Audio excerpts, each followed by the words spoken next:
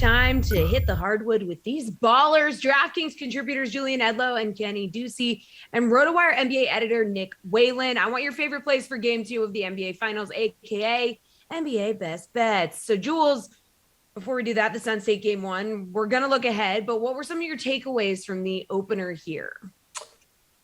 Takeaways from the opener were, first of all, from Milwaukee, Giannis looked good. I don't think any of us thought Giannis was going to look that healthy. I think that we should have seen him playing in Game 1, because if we had the report right from a reputable guy like Chris Haynes, that if that series went to 7 in the Eastern Conference Finals, Giannis was going to get the green light to play in Game 7 on Monday, then yeah, he's going to play in Game 1 of the NBA Finals on Tuesday, unless the Bucks really wanted to take it cautious and because their backs aren't against the wall in a Game 7, kind of keep him on ice to start a series. But he was out there.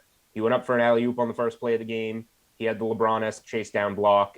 He was very clearly as healthy as you can be when playing basketball in July. So that was a takeaway. Another takeaway is, even with Middleton taking 26 shots and shooting nearly 50%, even with Brook Lopez giving you 17 points in 23 minutes, even with Bryn Forbes giving a little spark and Pat Connaughton both going 2 for 4 from 3 with the small ball lineup, the Suns still won by 13 with Devin Booker going 1 of 8 from downtown. Jay Crowder didn't make a shot. If Jay Crowder goes 2 of 10 in that game, now we're looking at an 18, 19-point game.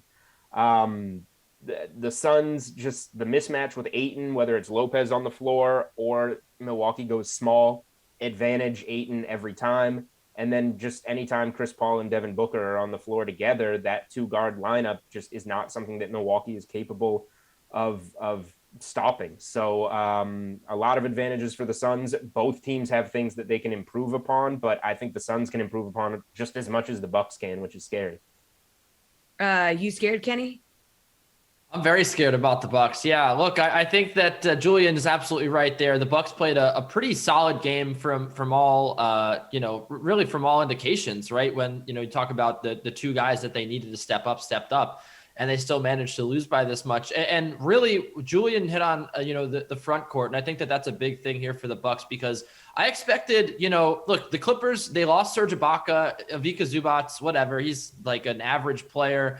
They didn't really have a way to stop DeAndre Ayton. So I figured, okay, well, you have Giannis, you have Brook Lopez, you have a guy like Bobby Portis who's ready to go to war every single night. Maybe the Bucks have a little more size. Maybe they can compete down low with DeAndre Ayton. Not only were they not able to stop him, but, they really just missed a lot of tip-ins. They missed a lot of shots around the rim, which lead me to another takeaway I had, which was Jrue Holiday. Where was he on the offensive end? 4 for 14. He was the playmaker that Milwaukee needed. He managed to get 9 assists, grab 7 rebounds, pretty solid in those departments once again. But, missing some shots from close range, missing some floaters, of course, missing all 4 of his 3-point attempts.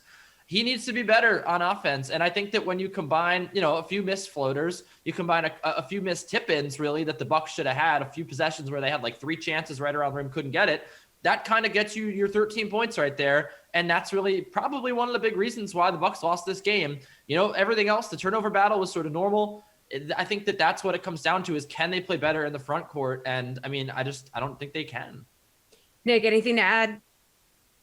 These guys covered it pretty well, but I think the one point to really harp on, what's a little concerning for Milwaukee, and Julian, alluded to this. I think Giannis looked about as good as he could reasonably be expected to look in this game. I mean, 20 and 17 in a game that a lot of people didn't even think he would play in until an hour before tip-off. He finished as a +1 in his 35 minutes. It's a little concerning that it felt like Milwaukee played reasonably well. They finally broke through with the shooting.